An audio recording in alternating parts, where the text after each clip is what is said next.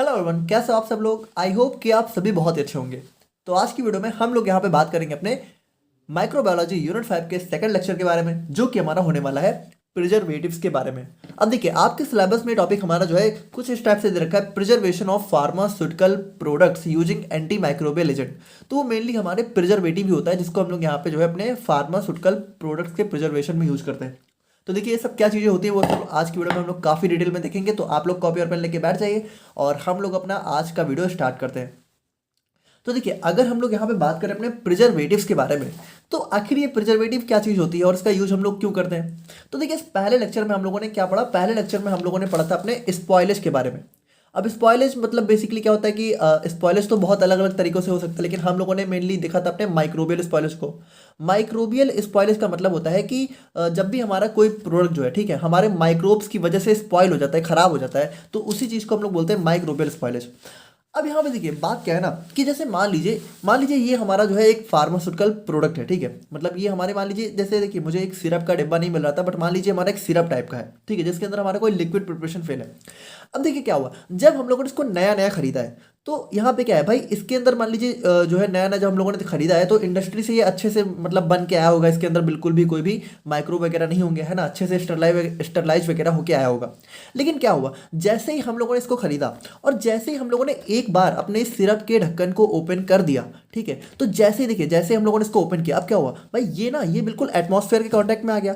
अब आप एक बात बताइए, जब एटमॉस्फेयर के कांटेक्ट में आया, तो क्या इस टाइम हमारे एटमॉस्फेयर में बहुत सारे बैक्टीरिया नहीं है? हमारे आसपास हर जगह, बिल्कुल हमारे आसपास आप लोग चेक करके देखेंगे, ठीक है, तो बहुत सारे बैक्टीरिया हैं। तो जैसे ही यहाँ पे हम लोगों ने इसको ओपन किया, अब क्या हुआ भाई, बैक्टीरिया यहाँ पे इस जो है यहाँ पे अंदर हमारे सिरप के कह सकते हो कंटेनर के अंदर चला गया। अब जब बैक्टीरिया हमारे सिरप के अंदर चला जा चुका है, तो अब आप एक बात बताइए, क्या ये बैक्टीरिया, अब हम लोगों ने मान लीजिए इसको क्लोज भी कर दिया, लेकिन क्लोज करने की वजह से क्या वो बैक्टीरिया हमारा अंदर तो जा ही चुका है। अब अंदर जाने के बाद क्या ये हमारे सिरप को स्पॉयल नहीं करना स्टार्ट कर देगा? भाई बैक्टीरिया तो आपको पता है, ये बैक्टीरिया एक बार पहुंच गया तो वो अपने नंबर्स को मल्टीप्लाई करेगा, तो क्या होगा भाई, वो धीरे धीरे इसके अंदर बढ़ता ही जाएगा और एट लास्ट में क्या होगा, जो भी हमारा प्रोडक्ट है वो हमारा स्पॉयल होना स्टार्ट हो जाएगा। तो इस तरीके से तो हम लोग यहाँ पे कोई भी ऐसी चीज़ बना ही नहीं सकते जिसको हम लोग मल्टी टाइम यूज करें। जैसे मान लीजिए कोई सिरप है, ठीक है, तो सिरप ऐसा तो होता नहीं कि एक सिरप को आप लोग पूरा एक बार में खत्म कर जाते हो। भाई सिरप तो कम से कम यहाँ पे लगभग जो है 1 महीने 2 महीने, है ना, इतने टाइम में खत्म होती है। यानी एक सिरप को हमें कई बार यूज करना होता है, मल्टी डोज फॉर्मुलेशन होती है। तो अब आखिर इन सब चीज़ों को बचाया कैसे जाए, क्योंकि भाई हम लोग जैसे इसको ओपन करेंगे, ये हमारा आएगा एटमॉस्फेयर के कांटेक्ट में, और एटमॉस्फेयर के कांटेक्ट में आने पर तुरंत क्या होगा, इसके अंदर हमारे माइक्रोब्स इंटर करेंगे, और माइक्रोब्स जैसे इंटर करेंगे वो अपने नंबर को मल्टीप्लाई करेंगे, और जब मल्टीप्लाई करेंगे तो एट लास्ट में क्या होगा, वो हमारे सिरप को या फिर जो भी हमारी प्रिपरेशन है उसको करेंगे स्पॉइल। तो इन सबसे बचाने के लिए कुछ तो तरीका होना चाहिए। तो हाँ, बिल्कुल हमारा तरीका है, वही तरीका है हमारा प्रिजर्वेटिव्स। तो प्रिजर्वेटिव्स देखिए क्या होते हैं, प्रिजर्वेटिव्स हमारे ऐसे केमिकल एजेंट्स होते हैं जो कि क्या करते हैं, जिसको हम लोग यहाँ पे अपनी जो भी सिरप वगैरह होती है उसके साथ ऑलरेडी हम लोग यहाँ पे मिक्स करके रखते हैं। अब ये प्रिजर्वेटिव होता क्या है कि जब भी यहाँ पे बैक्टीरिया वगैरह इसके अंदर आते हुए हैं थोड़े अमाउंट में, तो ये प्रिजर्वेटिव क्या होता है, इन बैक्टीरिया को यहाँ पे किल कर देता है। यानी देखिए, यहाँ पे क्या हुआ कि ये जो हमारी प्रिपरेशन है, ठीक है, तो मान लीजिए अगर ये कोई सिरप है, तो इस सिरप के अंदर ऑलरेडी हमारा जो है एक प्रिजर्वेटिव मिक्स होता है। तो वो प्रिजर्वेटिव क्या होता है कि हम लोगों ने भले इसको ओपन किया, भले हमारा बैक्टीरिया अंदर गया, लेकिन वो जो प्रिजर्वेटिव है वो यहाँ पे उन बैक्टीरिया को जो है एक सफिशियंट जो है नंबर तक किल कर देता है, जिसकी वजह से हमारा जो भी प्रिपरेशन है वो एक लिमिटेड टाइम तक यहाँ पे हमारी खराब नहीं होती है। लेकिन देखिए, यहाँ पे भी इंपॉर्टेंट चीज है ये कि एक लिमिटेड टाइम तक ही हमारा प्रिजर्वेटिव काम करता है। इसीलिए यहाँ पे देखिए, हर एक प्रोडक्ट का एक एक्सपायरी डेट होता है। देखिए, आप एक बात समझिए, अगर किसी भी प्रोडक्ट में हमारा बैक्टीरियल ग्रोथ ना हो या फिर कोई भी माइक्रोब की ग्रोथ ना हो, तो वो प्रोडक्ट हमारा कभी खराब नहीं होगा। लेकिन एक लिमिटेड टाइम तक ही हम लोग किसी भी प्रोडक्ट को, किसी भी फार्मास्यूटिकल कह सकते हो दवाओं को बचा सकते हैं। और उस टाइम तक बचाने के लिए हम लोग क्या करते हैं, अपने प्रिजर्वेटिव का यूज करते हैं। और एक टाइम के बाद प्रिजर्वेटिव का भी अपना जो है काम कह सकते हो उसका एक्शन यहाँ पे बंद हो जाता है, जिसकी वजह से एट लास्ट में हमारा प्रोडक्ट जो है खराब हो जाता है अपने एक्सपायरी डेट के बाद। तो यहाँ पे देखिए कुछ इसीलिए यहाँ पे देखिए, इसीलिए क्या होता है, जो सिरप होते हैं ना वो बहुत ज़्यादा प्रोन होते हैं यहाँ पर हमारे माइक्रोबियल अटैक के लिए। मतलब सिरप में माइक्रोबियल अटैक हमारा बहुत इजीली हो सकता है, क्योंकि वहाँ पे देखिए क्या है, वहाँ पे हमारा वाटर है, और वाटर हमारा सबसे इंपॉर्टेंट चीज़ है, ठीक है, हमारे किसी भी बैक्टीरिया को ग्रो करने के लिए। वहीं अगर हम लोग मान लीजिए अपने टैबलेट वगैरह की बात करें ना, तो वहाँ पे इतनी जल्दी ग्रोथ नहीं होती है, इसलिए वहाँ पे हमें इतना स्ट्रॉन्ग प्रिजर्वेटिव डालने की जरूरत नहीं होती है। लेकिन लिक्विड फॉर्मुलेशंस में हमारा प्रिजर्वेटिव जरूर जरूर जरूर देखने को मिलता ही है।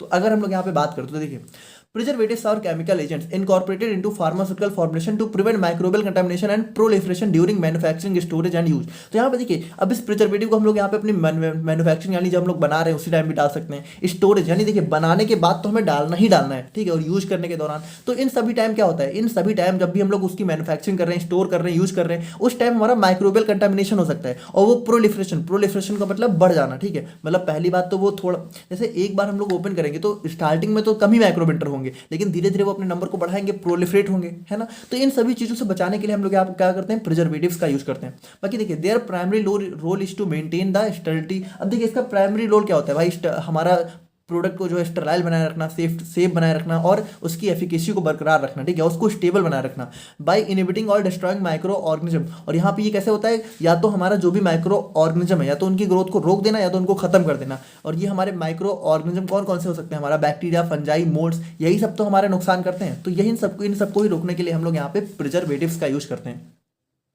ना अगर हम लोग यहाँ पे बात करें preservatives are specially critical in multi dose, तो यहाँ पे देखिए इंपॉर्टेंट चीज वही है कि मल्टी डोज में इसका बहुत जरूरी हो। मल्टी डोज मतलब कि जिसको हम लोग यहाँ पे एक बार से ज़्यादा यूज करने वाले हैं। एक्वस प्रिपरेशन में तो बहुत इंपॉर्टेंट है, जिसमें भी वाटर है वहाँ पे प्रिजर्वेटिव डालना बहुत जरूरी है। And products that are expose to environment, और जो भी प्रोडक्ट हमारे एनवायरमेंट में एक्सपोज होने वाले, यानी जिसको ओपन करना हम लोग यहाँ पे एनवायरमेंट में ओपन करते हैं, ठीक है, तो हमारा बैक्टीरिया एंटर हो सकता है, उन सभी में हमारा प्रिजर्वेटिव बहुत जरूरी रोल प्ले करता है। अब देखिए, अगर हम लोग अपने प्रिजर्वेटिव्स के कुछ आइडियल कैरेक्टरिस्टिक्स की बात करें, ठीक है, कुछ आइडियल प्रॉपर्टीज की बात करें, तो यहाँ पे देखिए सबसे पहली बात, इसके अंदर एक broad spectrum anti microbial activity होनी चाहिए। ब्रॉड स्पेक्ट्रम का मतलब होता है कि जैसे मान लीजिए बहुत सारे माइक्रोब होते हैं ना, फंजाई हो सकता है, बैक्टीरिया हो सकता है, कुछ रेयर केस में वायरस भी हो सकता है। तो उन सभी टाइप के माइक्रोब को मारने में हमारा जो प्रिजर्वेटिव है वो सक्सेसफुल होना चाहिए, ठीक है, उसकी ब्रॉड स्पेक्ट्रम होनी चाहिए। ऐसा नहीं कि वो सिर्फ बैक्टीरिया को मार दे रहा है, फंजाई आ गया तो उसको मार ही नहीं पा रहा है ना। तो उन सभी के अगेंस्ट हमारा इसका इक्वल एक्शन होना चाहिए। और ये नॉन टॉक्सिक होना चाहिए, ऐसा ना हो कि ह्यूमन जो है हम लोग दवा में डाल दे रहे हो तो दवा को ही हार्मफुल बना दे रहा है ना। और ये हमारा फिजिकली और केमिकली स्टेबल होना चाहिए। उसके बाद देखिए, जो भी हमारी दवा है उसके अंदर जो हमारा मेन एपीआई है, जो भी एक्सिपिएंट है, या फिर जो हमारा पैकेजिंग मटेरियल जैसे प्लास्टिक हो गया, ग्लास हो गया, उन सभी के साथ ऐसा ना हो कि प्रिजर्वेटिव हमारा रिएक्शन कर ले, है ना, वो चीज़ नहीं होनी चाहिए। उसके बाद ये हमारा जो है लो कंसेंट्रेशन।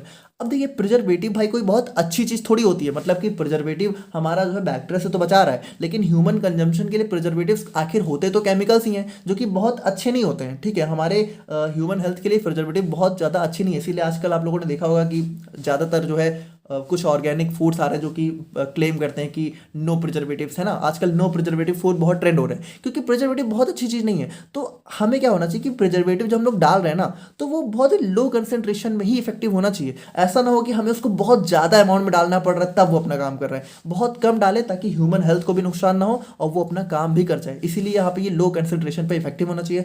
नॉन वोलाटाइल का मतलब कि ऐसा ना हो कि वो हम लोगों ने उसको डाला और वो हमारा, जैसे हम लोगों ने एटमॉस्फेयर में उसको एक्सपोज किया, जैसे ओपन किया, वो हमारा एटमॉस्फेयर में उड़ गया। नॉन वोलाटाइल का मतलब कि जो हमारा एटमॉस्फेयर में उड़े ना, जैसे पेट्रोल वगैरह क्या होते हैं, वोलाटाइल होते हैं, यानी पेट्रोल को हम लोग खुले में रख दें तो वो एटमॉस्फेयर में उड़ जाता है। तो प्रिजर्वेटिव ऐसा नहीं होना चाहिए और इसका रैपिड एक्शन होना चाहिए, ठीक है। जैसे बैक्टीरिया वगैरह आए तुरंत यहाँ पे किल कर दे। उसके बाद यहाँ पे कॉस्ट इफेक्टिव, और चूंकि प्रिजर्वेटिव की हमें इतनी नीड है तो ये बहुत महंगा नहीं होना चाहिए और बहुत जल्दी अवेलेबल होना चाहिए रेडली हर जगह। तो ये हमारे इसके कुछ आइडियल कैरेक्टरिस्टिक्स हो जाते हैं। और अगर हम लोग यहाँ पे बात करें अपने टाइप्स ऑफ प्रिजर्वेटिव्स के बारे में, तो देखिए टाइप्स की बात करें तो यहाँ पे देखिए जो हमारा केमिकल नेचर है और काम करने का जो तरीका है, मैकेनिज्म ऑफ एक्शन है, उनके बेसिस पे हमारे बहुत अलग अलग टाइप के प्रिजर्वेटिव्स हमें देखने को मिल सकते हैं। सबसे पहला आ जाता है हमारे यहाँ पे एंटी माइक्रोबियल प्रिजर्वेटिव। तो देखिए, एंटी माइक्रोबियल की बात करें तो यहाँ पर जैसा इसका नाम ही है एंटी माइक्रोबियल, यानी कि ये हमारे माइक्रोब्स को जो है माइक्रोब्स के अगेंस्ट में काम करता है। यानी कि यहाँ पे देखिए वो क्या करता है, हमारी जो भी ग्रोथ होती है उनको प्रिवेंट कर देता है। These are the preservatives that prevent the growth of bacteria, fungi and moulds in pharmaceutical products. अब देखिए इनकी ग्रोथ को ये कैसे रोकता है, हमारे बहुत अलग अलग टाइप के एक्शन हो सकते हैं। जैसे हमारा सेल मेम्ब्रेन डिस्ट्रप्शन, जैसे जो भी हमारा माइक्रोब है, जैसे बैक्टीरिया हो गया, मोल्ड्स हो गया, वायरस हो गया, ठीक है, या फिर फंजाई हो गया। मतलब बेसिकली हमारा फंजाई और जो है बैक्टीरिया ही होते हैं, मोल्ड्स हमारा फंजाई का ही टाइप है। तो जो फंजाई और बैक्टीरिया है उनकी जो सेल मेम्ब्रेन है, या तो ये उसको डिस्टर्ब कर देगा, यानी कि सेल मेम्ब्रेन को ही यहाँ पे कह सकते हो खराब कर देगा, या फिर उसको जो है ब्रेक कर देगा। तब सेल मेम्ब्रेन ही हमारी उसकी ब्रेक हो जाएगी, बैक्टीरिया हो चाहे फंजाई हो। तो वो काम कैसे करेगा भाई, सेल मेम्ब्रेन ही जब खराब हो जाएगी तो हमारा सारा जो कंपोनेंट है सेल के अंदर वाला वो बाहर आ जाएगा और वो हमारा जो है खराब हो जाएगा, या फिर कह सकते हो किल हो जाएगा, इनहिबिट हो जाएगा।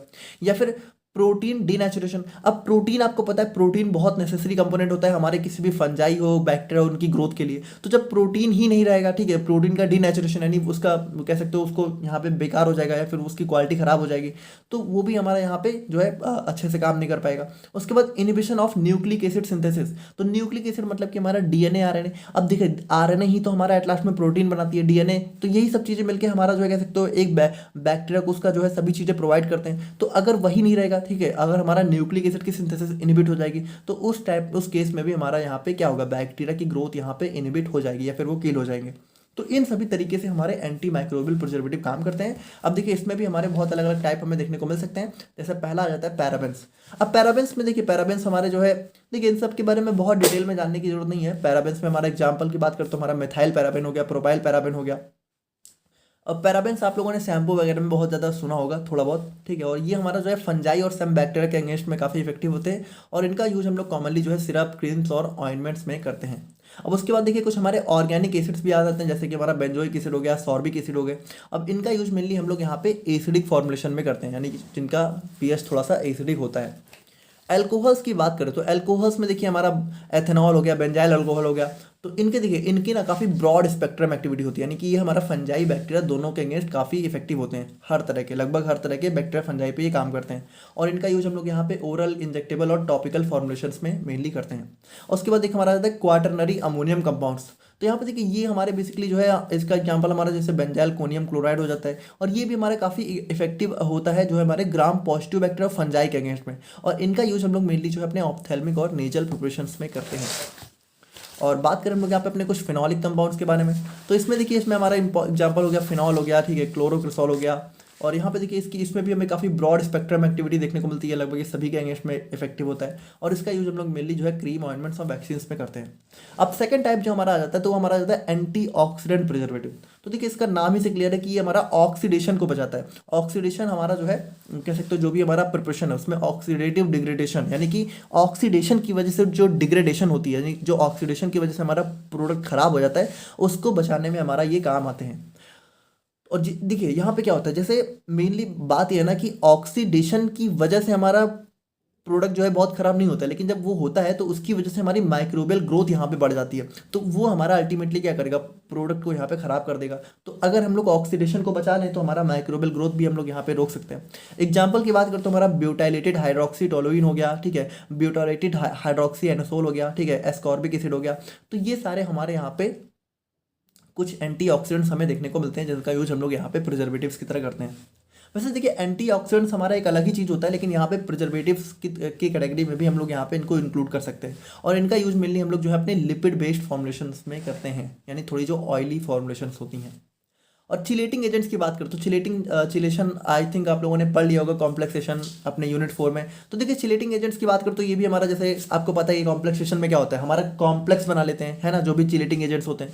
तो ये क्या करते हैं, देखिए ये हमारे जो है जो भी मेटल आयंस होते हैं, ठीक है, तो मेटल आयंस जैसे मान लीजिए हमारी कोई फॉर्मुलेशन है और उसमें कोई मेटल आयन है तो ये उसके साथ कॉम्प्लेक्स बना लेते हैं, ठीक है। आप लोग को पता होगा कॉम्प्लेक्सेशन में मेनली हमारा मेटल आयन के साथ ही बनता है। तो यहाँ पे देखिए जब ये मेटल आयन के साथ कॉम्प्लेक्स बना लेते हैं तो ये क्या करते हैं, preventing their use by micro organism. तो यहाँ पे देखिए जो माइक्रो ऑर्गेनिज्म है तो ये मेटल आयंस का यूज करते हैं अपनी ग्रोथ और मेटाबॉलिज्म के लिए। तो अगर मेटल आयन के साथ कॉम्प्लेक्स बना लेगा चिलेटिंग एजेंट तो ये उसको यूज नहीं कर पाएंगे, जब यूज नहीं कर पाएंगे तो इनकी ग्रोथ रुक जाएगी, जब ग्रोथ नहीं होगा तो यहाँ पे इनका जो है कह सकते हो ये ज़्यादा हार्म भी नहीं कर पाएंगे। एग्जाम्पल्स की बात करो तो हमारा डाई सोडियम इरिटेट हमारा EDTA हो गया, ठीक है। उसके बाद यहाँ पे देखिए they are often used in, और देखिए इनका यूज ना मेनली हम लोग जो अदर टाइप के प्रिजर्वेटिव्स हैं उनके साथ में करते हैं ताकि इनकी एफिकेसी काफ़ी अच्छी देखने को मिले। ज़्यादातर मतलब एलॉन नहीं करते हैं, कुछ और प्रिजर्वेटिव्स के साथ मिलकर हम लोग यहाँ पे इसका यूज करते हैं ना। अगर हम लोग यहाँ पे क्लासिफिकेशन जो है सोर्स के बेसिस पे करें, ठीक है, कि किस तरीके से हम लोग यहाँ पे प्रिजर्वेटिव को बना रहे हैं, तो यहाँ पे देखिए सिंपल सी बात है, एक हमारा नेचुरल हो गया, एक हमारा आर्टिफिशियल हो गया। नेचुरल हमारा जो है प्लांट, मिनरल, एनिमल सोर्सेज से मिलता है, जैसे नीम ऑयल हो गया, लेमन हो गया, ये सब हमारे नेचुरल प्रिजर्वेटिव की तरह काम करते हैं। आर्टिफिशियल की बात करें तो यहाँ पे देखिए ये हमारे जो है केमिकल सिंथेसिस या फिर जो है इन सब की तरह पर, और देखिए हालांकि ये जो आर्टिफिशियल है ये थोड़ा ज़्यादा इफेक्टिव होते हैं। जैसे हमारा अभी तक हम लोगों ने जो भी देखा ज़्यादातर वो आर्टिफिशियल ही थे, जैसे बेंजोएट्स हो गए, नाइट्राइट्स हो गए, ये सारे हमारे यहाँ पे आर्टिफिशियल प्रिजर्वेटिव होते हैं। नाउ अगर हम लोग यहाँ पे बात करें अपने factors affecting efficacy of preservatives के बारे में, तो कौन कौन से फैक्टर जो इसको थोड़ा सा अफेक्ट कर सकते हैं, जैसे हमारा टाइप ऑफ माइक्रो ऑर्गेनिज्म हो गया। तो आपको पता है भाई कि जो है लगभग प्रिजर्वेटिव की क्वालिटी होनी तो चाहिए कि ये हर तरह के माइक्रो ऑर्गेनिज्म पे इफेक्टिव हो, लेकिन हर तरह का प्रिजर्वेटिव भी ऐसा काम नहीं कर पाता। जैसे कुछ प्रिजर्वेटिव कुछ स्पेसिफिक टाइप के बैक्टीरिया पे ज़्यादा इफेक्टिव होते हैं ना। तो different micro organism have varying levels of susceptibility to different preservatives, यानी कि देखिए हर माइक्रो ऑर्गेनिज्म जो है डिफरेंट डिफरेंट टाइप के प्रिजर्वेटिव के लिए डिफरेंट टाइप का मतलब ससेप्टिबिलिटी, मतलब कि कह सकते हो कि मतलब मान लीजिए एक प्रिजर्वेटिव है, ठीक है, तो हो सकता है कि एक बैक्टीरिया उससे बहुत जल्दी किल हो जाए जबकि दूसरे से ना हो, है ना, उसके उसके प्रति रेजिस्टेंट हो। तो वो चीज़ हमें देखने को मिल सकती है। कंसंट्रेशन की बात करें तो कंसंट्रेशन देखिए जैसे कि मान लीजिए बहुत कम हम लोगों ने डाला तो हो सकता है वो इनफेक्टिव रह जाए, काम ही ना करे, और बहुत ज़्यादा हम लोगों ने डाला तो वो टॉक्सिक हो सकता है ह्यूमन हेल्थ के लिए, तो वो भी हमें देखना पड़ता है। पीएच की बात करें तो पीएच देखिए जैसे कि the pH of the product, देखिए some preservatives are more effective at certain, तो यहाँ पे जैसे कुछ इफेक्टिव मतलब कुछ प्रिजर्वेटिव होते हैं जो एक सर्टेन पीएच पे ज़्यादा अच्छे से काम करते हैं। यानी हो सकता है एक प्रिजर्वेटिव हमारा 4 पीएच पे ज़्यादा अच्छे से काम करे, लेकिन हो सकता है मतलब एसिडिक पे ज़्यादा अच्छे से काम करे, बेसिक पे ना करे, हो सकता है बेसिक पे करे एसिडिक पे ना करे, तो वो चीज़ भी हो सकती है। हालांकि जो हमारा प्रिजर्वेटिव है उसकी क्वालिटी होनी चाहिए कि वो हर टाइप के पीएच पे इफेक्टिव हो, लेकिन हो सकता है कि कुछ कुछ हमारे स्पेसिफिक भी हो। इनकम्पैटिबिलिटी की बात करें तो यहाँ पे देखिए कुछ प्रिजर्वेटिव हमारे जो है हमारे एपीआई या फिर एक्सीपिएंट्स के साथ जो है इंटरेक्ट भी कर सकते हैं, तो उन सभी चीज़ों का हमें ध्यान रखना पड़ता है कि ये सब चीज़ें ना हो, ठीक है। तो इन सभी चीज़ों का हमें यहाँ पे ध्यान रखना पड़ता है अपने प्रिजर्वेटिव को बनाते वक्त।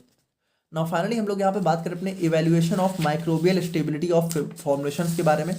तो देखिए इसमें इस टॉपिक का मतलब क्या है भाई, इस टॉपिक का मतलब यही है कि जो भी हमारा फॉर्मुलेशन हम लोगों ने बनाया है, ठीक है, तो वो कितना स्टेबल है, उसमें कोई माइक्रोब्स यहाँ पे अटैक तो नहीं कर रहे हैं, या फिर वो माइक्रोब से इफेक्ट तो नहीं हो रहा है, वो उसकी माइक्रोबियल स्टेबिलिटी क्या है, यानी कि वो माइक्रोब्स के प्रति यहाँ पे स्टेबल है कि नहीं है ना। तो उसी चीज़ को हमें देखना है यहाँ पे। अब देखिए हम लोग भाई प्रिजर्वेटिव पढ़ रहे हैं, तो यहाँ पे बेसिकली हम लोग यहाँ पे ये पता लगाएंगे कि जो भी हमारा प्रिजर्वेटिव है वो कितना इफेक्टिव है। उस चीज़ को पता लगा कि हम लोग यहाँ पे टेस्ट कर लेंगे कि जो भी हमारी फॉर्मुलेशन है उसमें माइक्रोब्स की ग्रोथ कितनी है या फिर कितनी नहीं है। तो बेसिकली इस टेस्ट में हम लोग ये करने वाले हैं कि हम लोग यहाँ पे अपने प्रिजर्वेटिव की एफिकेसी का पता लगाएंगे कि हमारा प्रिजर्वेटिव यहाँ पे कितना इफेक्टिव है या फिर नहीं है। तो देखिए हम लोग थोड़ा सा देखें तो ensuring the microbial stability of pharmaceutical formulations is crucial to maintain their safety efficacy and shelf life.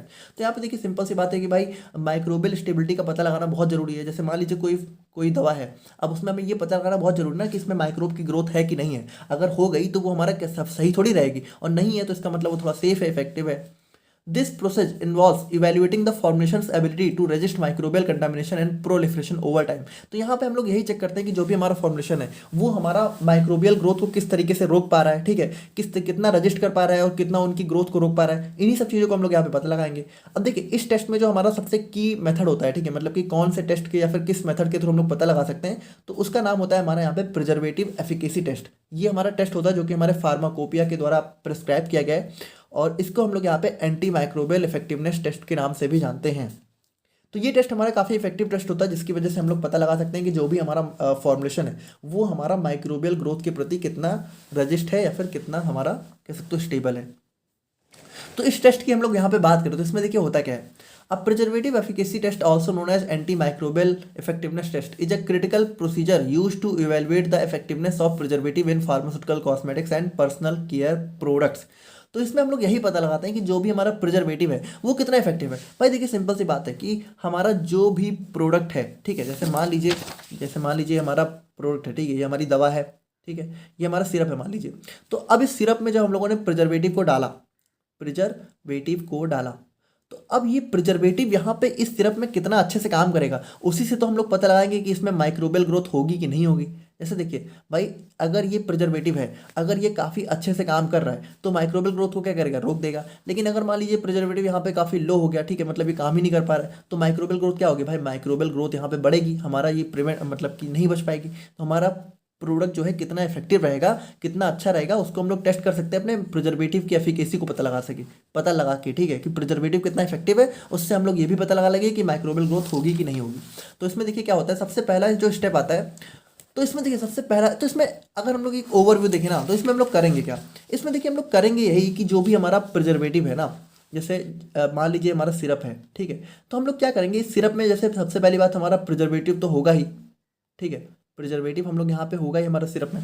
तो हम लोग क्या करेंगे, इसमें कुछ सर्टेन हमारा बैक्टीरिया हम लोग जो है बाहर से डालेंगे, है ना। कुछ हमारे स्पेसिफिक बैक्टीरिया होते हैं जो कि हमारे इस टेस्ट के लिए जो सुटेबल होते हैं, ठीक है, मतलब वो हमारे प्रिस्क्राइब होते हैं फार्माकोपिया से ही। तो फार्माकोपिया के थ्रू जो भी बैक्टीरिया हमारे इफेक्टिव हैं, ठीक है, उनको हम लोग यहाँ पे इस सिरप में डालते हैं। अब डालने के बाद हम लोग यहाँ पे क्या देखते हैं, डालने के बाद हम लोग देखते हैं कि इस प्रिजर्वेटिव ने इन बैक्टीरिया को किल कर दिया या नहीं कर दिया। अगर ये प्रिजर्वेटिव ने इस बैक्टीरिया को यहाँ पे इफेक्टिवली किल कर दिया, ठीक है, तो इसका मतलब हमारा जो प्रिजर्वेटिव वो काफ़ी अच्छा है। और अगर नहीं किया तो मतलब यहाँ पे प्रिजर्वेटिव यहाँ पे बहुत जल्दी हमारा किसी भी बैक्टीरिया से जो है कह सकते हो खराब हो जा रहा है या फिर काम ही नहीं कर पा रहा है। तो यहाँ पे देखिए सबसे पहले हम लोग क्या करेंगे भाई, सबसे पहले हमें इस बैक्टीरिया को कल्चर करना पड़ेगा। तो सबसे पहले हम लोग यहाँ पे इनोकुलेट करेंगे। तो देखिए the product is inoculated with specified concentration of test micro organism including bacteria. देखिए अब इसमें हम लोग क्या करेंगे, जो भी हमारा प्रोडक्ट है, ठीक है, मतलब कि जैसे जो भी हमारा सिरप है, जैसे मान लीजिए इस सिरप है, इस सिरप की मान लीजिए हमें जो है मतलब कह सकते हो प्रिजर्वेटिव एफिकेसी टेस्ट करना है या फिर माइक्रोबियल स्टेबिलिटी टेस्ट करना है। तो हम लोग क्या करेंगे, इस सिरप में हमारा जो भी बैक्टीरिया है वो हम लोग यहाँ पे डाल देंगे, इनोकुलेट कर देंगे, मतलब इसमें जो है हम लोग डाल देंगे। तो अब देखिए इसमें हमारे कौन कौन से बैक्टीरिया हो सकते हैं, जैसे इसमें जो भी बैक्टीरिया हमारा प्रिस्क्राइब किया गया है, तो हमारा स्टेफाइलोकोकस ऑरियस हो सकता है, इस्चेरिया कोलाई हो सकता है, ठीक है, स्यूडोमोनास हमारा एरुगिनोसा हो सकता है। और यीस्ट की बात करें तो यीस्ट हमारा जैसे कैंडिडा एल्बिकन्स हो सकता है। मोड की बात करें तो एस्परगिलस ब्रेसिलेंसिस हो सकता है। तो ये सारे हमारे कुछ बैक्टीरिया और फंजाई हैं जिनका यूज हम लोग यहाँ पे इस टेस्ट में कर सकते हैं। तो हम लोगों ने क्या किया, हम लोगों ने भाई जिसका मान लीजिए हमें बैक्टीरिया लेना है, तो हम लोगों ने मान लीजिए स्टेफाइलोकोकस ऑरियस लिया और उसको हम लोगों ने यहाँ पे सिरप में डाल दिया। अब हम लोग क्या करेंगे, अब हम लोग यहाँ पे सिरप को इंक्यूबेट कर देंगे। The inoculated product is stored under controlled condition for a pre determined period typically 28 days. तो हम लोगों ने क्या किया, हम लोगों ने यहाँ पे सिरप को लिया, ठीक है, उसमें बैक्टीरिया को डाला और उसके बाद इसको यहाँ पे इंक्यूबेट कर दिया। इंक्यूबेट मतलब इसको ऐसा एटमॉस्फेयर दिया जहाँ पे बैक्टीरिया बहुत ईजिली ग्रो कर सके।